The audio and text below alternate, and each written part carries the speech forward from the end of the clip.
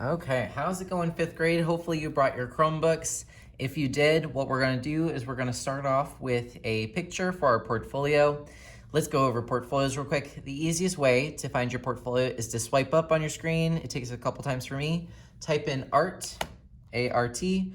I will sometimes put portfolio and find your fifth grade art portfolio, or another way that you could do it is by going to Google Classroom. So I'm on the Google Classroom, go to our Art at Home fifth grade classwork, and then at the very bottom of assignments on classwork, you should be able to see something that says find your portfolio here, and I have it linked there for you if you can't find it by swiping up. But go ahead and find it somehow and then give me a thumbs up. If you're one of our virtual friends, you've already done this, but my in-person students have not. We need to put a photo of what we have in our portfolio.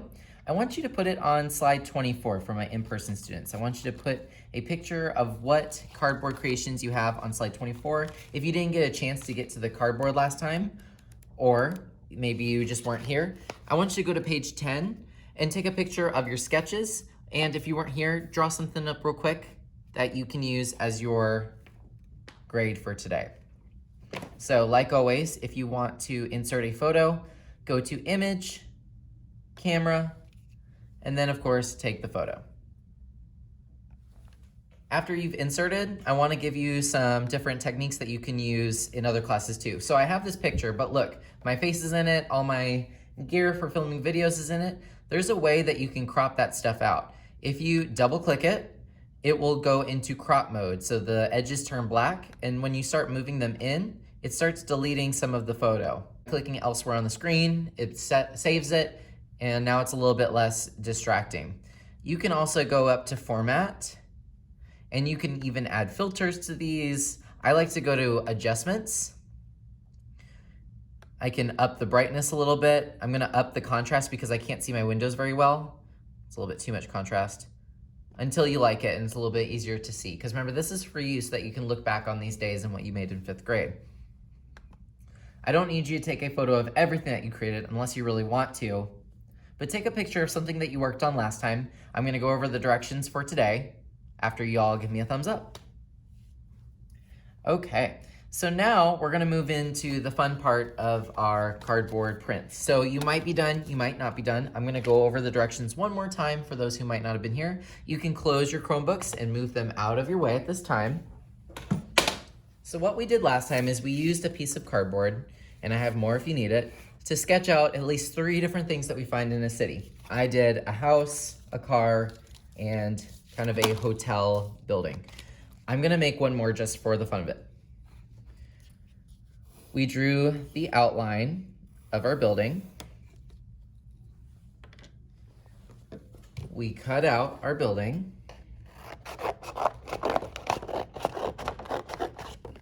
Then add things like doors and windows. Today, I'm gonna be having some huge, giant piece of papers out. This is gonna be your portfolio because you're taking art home today. So I'm gonna be busy. I won't be able to help you too much today because I'm gonna be passing back some of your artwork that I'm excited for you to take home. When you get this giant piece of paper though, and you're ready to start printing, you can give it a big fold. It looks like a giant folder. So I came up with a way that y'all can help each other with your art and use each other's buildings without contaminating each other. So let's say that you want to use someone else's building and add it to your city. So think about your city, it can be on both sides. Let's say I walk up to this person and I want to use their building. If they let you, you're going to open up your folder. They're going to put their city, their building inside of your portfolio. You're going to close it for a moment. You choose whether you want to use crayon or color pencil.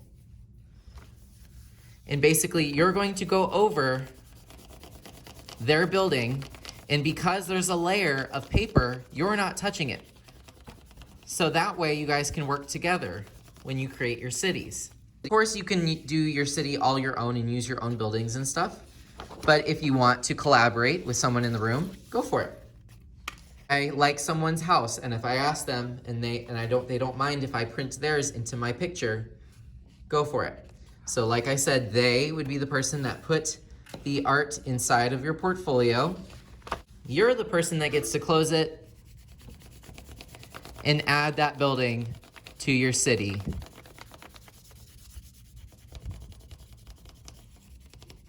And that person would take back their stencil and then have a nice day without contaminating no corona in here. Of course, you can switch it up with different colors. Doesn't really matter to me. If you want a tall city, then have the person put it a little bit higher up and then go over it. That way you have some taller buildings that look like they're coming in from behind.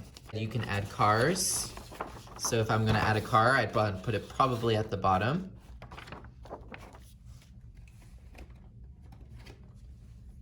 And who says you can't overlap the car over the city and just go over what you already did with a darker color?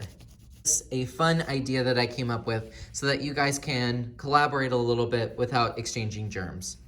Take your time, enjoy the process so that you have a fun portfolio that you can take home today. So here's what I got. I didn't have to draw this. Just remember that person needs to touch their own things. That's the only thing I ask, is that you're not sharing stuff.